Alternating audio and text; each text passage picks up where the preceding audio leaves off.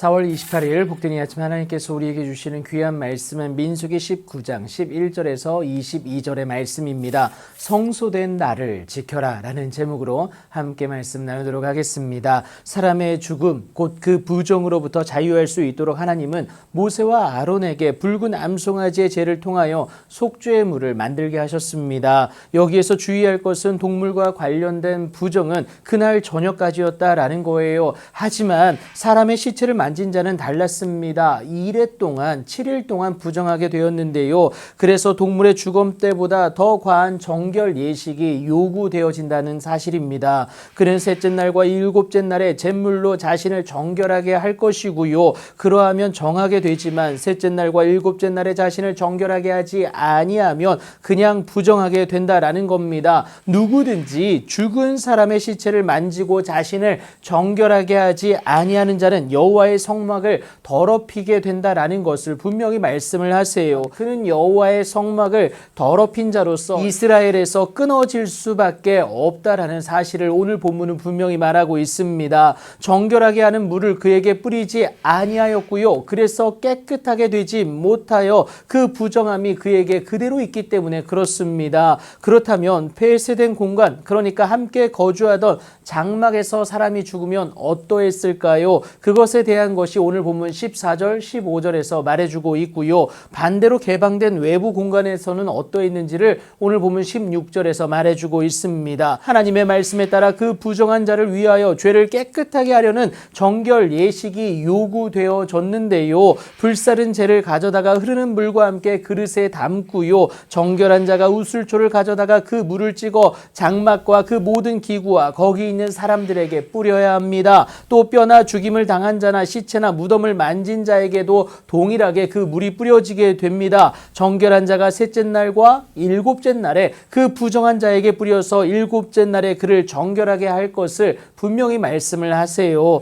그는 자기 옷을 빨고 물로 몸을 씻을 것이며 저녁이면 정결하게 되어지는 은혜를 입게 된다라는 겁니다. 이것을 통해서 하나님에 대한 그 마음을 다시금 올곧게 한다라는 것을 우리가 알 수가 있는데요. 죄로부터 멀어지는 그 경각심을 갖게 된다라는 것을 의미하고 있습니다. 이 분명한 사실 때문에 사람이 부정하고도 자신을 정결하게 하지 아니하면 여호와의 성소를 더럽히는 것이 되고 만다라는 것을 의미하고 있는데, 여러분 이 사실을 분명히 확인해 볼 수 있지 않습니까? 그러면 안타깝게도 회중 가운데서 끊어질 수밖에 없습니다. 죽음이다라는 거예요. 오름과 같은 그 죄된 부분을 속히 잘라내야 다른 부위로의 전염을 속히 막아낼 수가 있는데요. 이것을 위한 작업이 오늘의 본문이다라는 겁니다. 그래서 부정한 자를 대면하여 정결케 하는 자에게도 강도 높은 정결 예식이 요구되어질 수밖에 없는 것이 오늘 본문 21절, 22절에 나와 있습니다. 그런데 여러분, 처음부터 부정하여 그런 것이 아닙니다. 정결하여질 방법이 없어서도 아니다라는 거예요.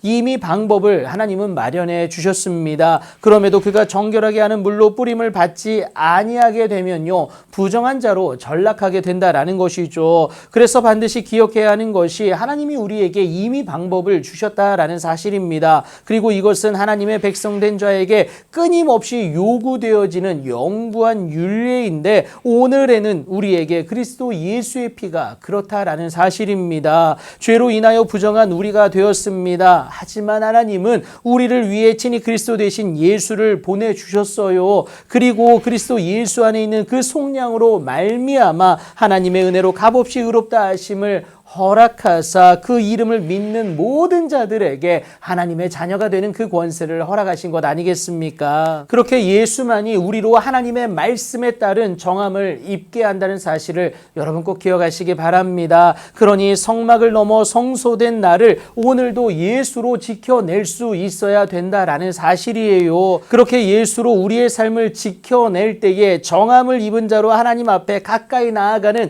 그 은혜를 누린다라는 거예요. 그러면 모든 문제적 상황은 하나님의 인도하심으로 말미암아 하나님의 일하심의 그 현장이 된다는 사실 여러분 꼭 기억하시기 바랍니다. 그러니 오늘도 예수로 나를 지켜내시어서 하나님의 놀라운 일하심의 주인공으로 복되게 일어서시는 여러분들의 삶이 되기를 예수님의 이름으로 축복합니다.